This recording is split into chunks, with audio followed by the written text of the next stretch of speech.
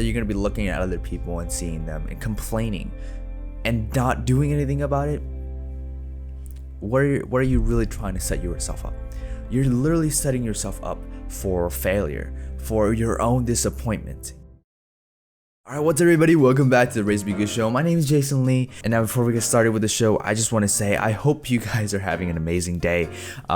In this podcast, we talk about productivity, creativity, and lifestyle. So you want to learn more about that. If you want to stick around, if you enjoy the content that you're listening, watching, make sure you don't forget to hit the subscribe button wherever you're listening to. The reason why I actually want to start talking about why is it impossible to not judge the other person, because I've been thinking about this topic for a really long time, and I've recently heard the phrase, don't judge a book by its cover, somewhere online or from my parents or even from the people around me. And I thought about it for a really long time, right? I was like, wow, why do we not hear it as much anymore? In today's society, in today's political climate and social media, I think there's a lot of encouragement when it comes to no hate speech, a lot of encouragement when it comes to no judging space. I thought about this for a really long time, and I feel like I should talk about it because it's not really practical, and the phrase is basically where it started all of the non-hate speech, non-judging kind of movement. But did you actually know the original phrase of this was actually created from a 1944 edition of an African journal, American Speech? The original phrase was actually, you can't judge a book by its binding. And I know it sounds a little weird, but eventually it turned to the phrase that we love and use today, which is don't judge the book by its cover. Now, I don't know about you, but I get told this phrase multiple times when I was a kid. I'm pretty sure other kids would have listened or would have understand this analogy too. This phrase is old. This phrase is amazingly old, and it's especially used to teach kids how to do different things and not judge other people. And I know that it sounds counterintuitive, but I feel like this is somewhat of a lie that we've been told ever since we were a little kid. Let me ask you something. Would you believe me and would you trust me if I said that if we meet another person, we already judge them within 1/10 of a second? And scientists have found that we subconsciously judge other people the moment that we meet. Let's say me and my best friend Christian, right? We're going on, we're just hanging out together. It's just me and another guy named Duke. Let's just call him Duke, right? And already 1/10 of a second, we already have a different expectation for him. We're already feeling like, oh, is he okay? Is he safe? Is he cool? Is he attractive? Is he not attractive? See, we already have these bases of judgment and these bases of thinking before we even actually consciously make them in the first place. And I feel like it's important that people know about this so that they have a reason to bash other people or to have a reason to bully people, but to understand that when other people have a judgment about you, as much as I would love to see that this world would be no hate, no judgment, it's not going to be like that. The reality of it is that nobody is perfect and nobody's going to not judge you. It doesn't matter how nice the guy is, doesn't matter how sweet another person may seem, they're already having pre-notion about you or pre-connotation about you and of how you're supposed to speak, or there's a ranking that you're gonna have within that person, and all of us do it in some way, shape, or form. And if you really think about it, at the core of being a human, right, we're still animals. We still have a brain that still have the programming of our ancestor 10,000 years ago. We're still trying to live. Our brain is constantly removing us from danger that might kill us. And if you look at other animal behaviors, you're gonna see some similar patterns. When animals mate or trying to find mating partners, right? Like the peacock, it spread its tails trying to create good impression, and guess what? The female judges it. And guess what? That's kind of similar to what we're doing. We're kind of judging other people. Other people are also judging us. So I think that having this notion that nobody's gonna judge us or nobody's gonna judge us, it's kind of a lie that I feel like should be known. But I know that a lot of you guys are probably gonna be saying, well, Jason, I know that in this world is not perfect, but at least I just want nobody to judge me. I just want this life to be a little easier. I get it. I honestly get it. It's tough. And as much as I would want like a break from life and I want a break from everybody else, it's not going to work like that. There's no pause button, and either you make the best out of it or you miss your chance. And also, it's not easier, and I think that you are mistakenly beating yourself because you're feeling down, and guess what, you beat yourself for feeling down, so now you feel even more down, right? With the introduction of social media and the news, we're literally also stuck at home, where we also have more exposure to other people, and it's painful to see celebrities, to see other people living the dream that you want. And sometimes that message that gets repeated every single day, and it hurts, right? It hurts a lot of the time to see the things that are right in front of us, and yet we almost can do anything about it.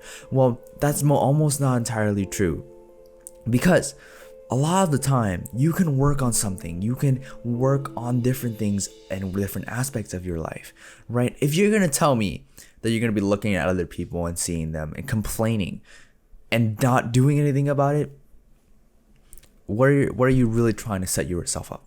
You're literally setting yourself up for failure, for your own disappointment. I don't think you can blame this anybody else but yourself.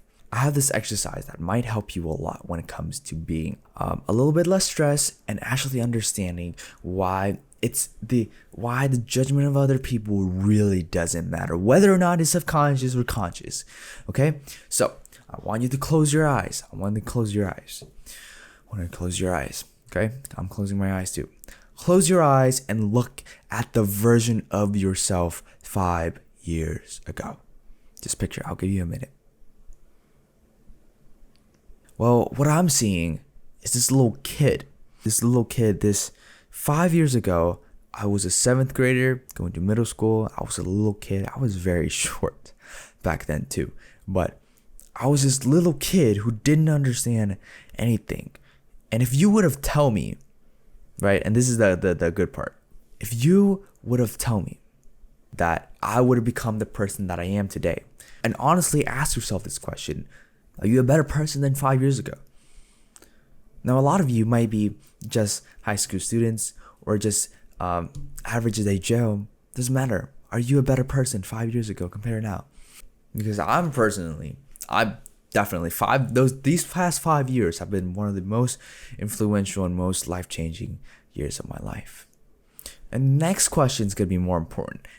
Close your eyes again. If you've been improving yourself, or if you know that you've been constantly trying to look for better things, 5 years ago, when you're going through the tough times, right? When you're going through that phase, when you're going through that part or scenario where you don't know what to do, where you don't know that whether or not you're going to make it or not, right? But imagine, would you wish that somebody would have just go in there and save you? Honestly, ask yourself that question. It's tough, right? It's tough. Right? Back then, it was really tough for me because I didn't understand English a whole lot. I didn't really have a sense of style. I really didn't understand how to make friends. I really didn't understand how pretty much life works. And I'm still learning, right? 5 years ago, it's a completely different me. But if I would have come back, if I would have had the chance to time travel back and help my 7th grade self, if you had the chance to travel back in time and help your 5 years ago version of yourself, would you do it? Because personally, for me, I'm leaving him alone. Because if I didn't go through all that trouble and all that pain, I wouldn't be the person that I am today. If I didn't go through all that drama, go through all of that shame and anxiety and pain, I would not have been the person that I am today. And I'm pretty sure that we can agree to the fact that through those troubles and through those amount of things that are going on in our life, including when people judges us, I think you can see that we're living in a better place now. We're living in a place where life is better than expected. And I get it, sometimes we're not going to be as happy as we want to be. But you have to understand that the only way that we're going to stay like this, that we're going to keep sitting in the same place and staying in the same zone, is if we decide to do that. And I know that you are destined to be better than that. I know for a fact that you are probably better than where you are right now, and you can always improve in your life. And I understand that if we judge as other people, right, if the other person have already connotation about yourself, about us, we can't do anything about it. It's part of life. the only thing that you can control really is just how you feel about yourself. And as long as you control that and you stop focusing on what other people are gonna judge you, sometimes you're gonna feel like, oh wow, that's line up. Let's line up, right? If I stop caring about what other people think about me, especially the people who doesn't make any difference in my life, if I stop caring about them, I'm a way better person. I'm gonna start caring for myself. I'm gonna start caring about the people who actually love me. I think that's very important. All right, that's it for today's episode, guys. I hope you guys enjoy it. I hope you guys enjoy the new set, the new light that I got for this channel and for the people who are listening. I know that you guys have probably only listening and feeling the audio experience, but I hope that you guys are enjoying these new form of content. I've been trying to again improve over and over so that I can be a better host, be a better speaker. I hope you guys learned something again from this episode today, and thank you so much again for listening to the Race to Be Good show. And until next episode, guys, peace.